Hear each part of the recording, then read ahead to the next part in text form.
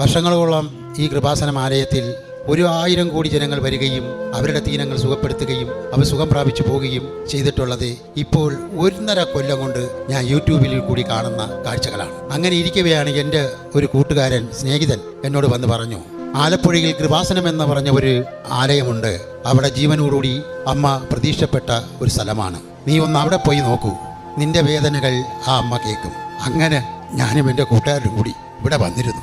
ഞാൻ ആദ്യമായി ഇവിടെ വന്ന് എൻ്റെ അമ്മയുടെ അടുത്ത് വന്നു പ്രാർത്ഥിച്ചു. ഉടമ്പടിയെടുത്ത് ആദ്യമായിട്ട് വെച്ച ഒരു നിയോഗമാണ് ഒരു ഭവനം എനിക്ക് തരണമേ എന്ന്. അമ്മയോട് ഫസ്റ്റിൽ വെച്ച നിയോഗത്തിൽ ഒന്നാണ് എനിക്ക് ഭവനം. അതെൻ്റെ അമ്മ മാതാവ് എനിക്ക് സാധിച്ചു തന്നു.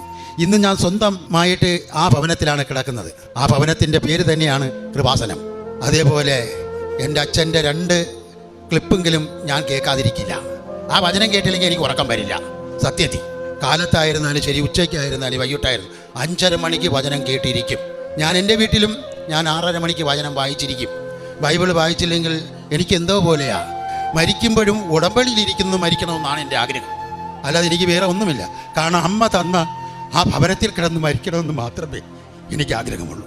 ചത്തുപോയാൽ കയറി ചെല്ലാൻ ഒരു വിട ഇല്ലാതെയാണ് അന്ന് ഞാൻ എൻ്റെ അമ്മയ്ക്കടുത്ത് ഈ ആലയത്തിൽ വരുന്നത്, എൻ്റെ സ്നേഹിതൻ എന്നെ ഇവിടെ കൊണ്ടുവരുന്നത്. അങ്ങനെ തന്നൊരു ഭവനമാണ് ഇപ്പോൾ എൻ്റെ മക്കളും ഞങ്ങളും വസിക്കുന്നത്. അവിടെ എൻ്റെ അമ്മ മാതാവ് തിരുക്കുമാരന് മാത്രമേ ഉള്ളൂ, വേറെ ആരുമില്ല.